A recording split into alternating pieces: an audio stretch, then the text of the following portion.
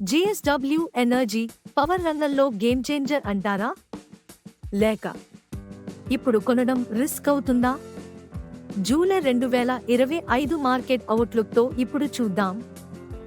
FY25లో JSW energy 2 భారీ కొనుగోళ్లతో దూసుకెళ్లింది.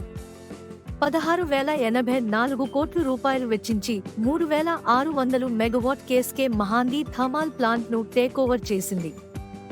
ఇంకా 4.7 జీడబ్ల్యూ రెన్యూబుల్ ప్లాట్ఫామ్ అయిన ఒరెండు పావును సొంతం చేసుకుంది.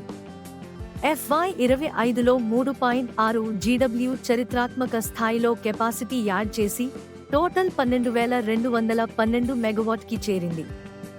తాజాగా 1,600 megawatt WB thermal plant contract and మహారాష్ట్రలో Bhavani pump storage project పురోగమిస్తోంది. Revenue 11,745 కోట్ల రూపాయలు, నెట్ ప్రాఫిట్ 1,960 కోట్ల రూపాయలు, మార్కెట్ కాప్ 90,551 కోట్ల రూపాయలు, EBITDA 2,895 కోట్ల రూపాయలు, PE 47.7, PB 3.2, రెండు సెక్టార్ మీడియన్ కంటే ఎక్కువ.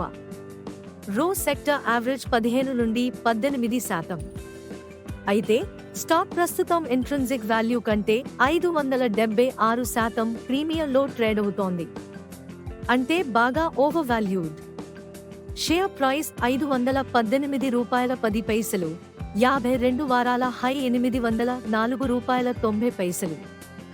కానీ మ్యాక్ట్, EMA మూవింగ్ యావరేజెస్ బేరిష్ సంకేతాలు చూపుతున్నాయి. షార్ట్ టర్మ్ లో డౌన్ సైడ్ అవకాశం ఉంది. ఈటీ మార్కెట్స్ ట్రాక్ చేస్తున్న 16 మంది అనలిస్టులు బై రికమెండ్ చేస్తున్నారు.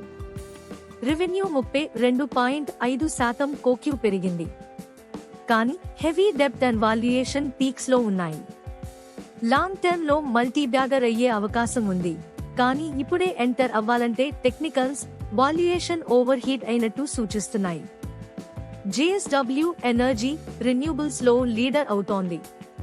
కానీ రిస్క్ ఉన్న ప్రీమియం స్టాక్.